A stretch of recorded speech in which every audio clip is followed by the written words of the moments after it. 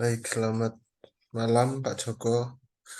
Di sini saya akan mempresentasikan mengenai pengantar sistem produksi. Saya Renal dengan NLP 530301914.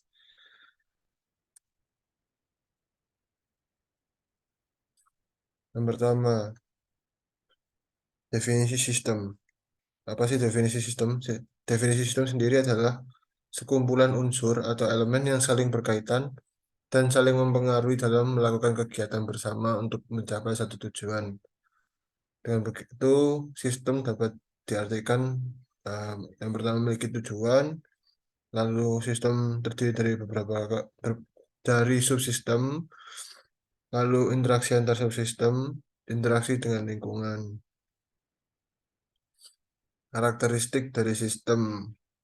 Yang pertama ada komponen atau elemen, yang kedua batasan sistem atau boundary, yang ketiga lingkungan luar sistem, yang keempat penghubung, kelima masukan, enam pengolah, yang ketujuh keluaran, yang terakhir sasaran atau juga tujuan. Lalu definisi produksi. Produksi adalah suatu kegiatan yang menghasilkan output dalam bentuk barang maupun jasa. Dari pengertian yang ada di atas, kegiatan produksi mempunyai tujuan menghasilkan barang atau jasa, meningkatkan nilai guna barang atau jasa, meningkatkan kemakmuran masyarakat, meningkatkan keuntungan, memperluas lapangan usaha, dan menjaga kesinambungan usaha perusahaan. Lalu fungsi sistem produksi. Sistem yang menghasilkan produk berupa barang atau jasa, adanya proses konversi atau pengubah dalam sistem, adanya proses monitoring dan penyesuaian, adanya sistem umpan balik, aspek random yang berpengaruh, dan output serta throughput. Untuk aspek random masuk di tengah-tengah, yaitu setelah input, lalu dari input di-adjust, lalu dikonversi, aspek random masuk dikonversi, lalu ada monitor. Jika kurang cocok dibandingkan, lalu di-adjust lagi, lalu dikonversi, dimonitoring lagi, dan keluarlah output. Ikut untuk sistem produksi. Lalu pengertian sistem produksi juga menjelaskan bahwa kegiatan produksi mempunyai tujuan. Yang pertama menghasilkan barang atau jasa, meningkatkan nilai guna barang atau jasa, meningkatkan kemakmuran masyarakat, meningkatkan keuntungan, memperluas lapangan usaha, dan menjaga kesinambungan usaha perusahaan. Untuk aliran sistem produksi sebagai berikut dari raw material stores dan sebagainya. Lalu ada definisi produk. Dalam pemasaran, produk adalah segala sesuatu yang bisa ditawarkan ke pasar dan dapat memenuhi kebutuhan konsumen.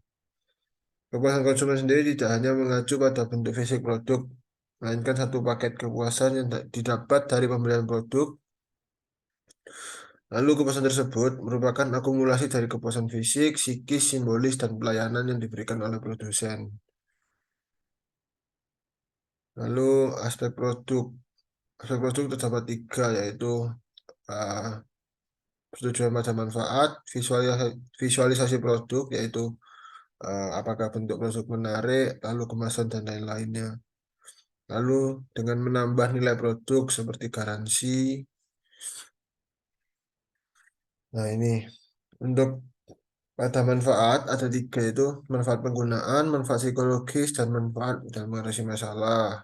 Untuk visualisasi produk ada atribut dan keistimewaan produk, kualitas produk, corak produk, kemasan dan label produk, lalu terakhir ada merek. Lalu menambah nilai produk, garansi kemudahan instalasi, pengiriman, ketersediaan di pasar, dan layanan purna jual. Lalu ada 6 kategori produk baru. Produk baru bagi dunia, lini produk baru, tambahan pada lini produk yang telah ada, perbaikan dan revisi produk yang telah ada, repositioning atau penentuan kembali posisi, lalu terakhir pengurangan biaya. Lalu mengapa produk baru itu kebanyakan gagal? Karena eksekutif level tinggi terlalu memaksakan gagasan yang favorit atau ide yang menarik, tetapi hasil riset pasarnya itu negatif. Lalu idenya itu bagus seperti saya sebutkan barusan, tapi perkiraan ukuran pasarnya terlalu berlebihan. Lalu produk tidak dirancang dengan baik, yaitu eh, waktunya terlalu mepet untuk perancangan, jadinya kurang dapat menarik minat pasar. Produk diposisikan secara keliru di pasar, tidak diiklankan secara efektif, atau harga produk terlalu mahal.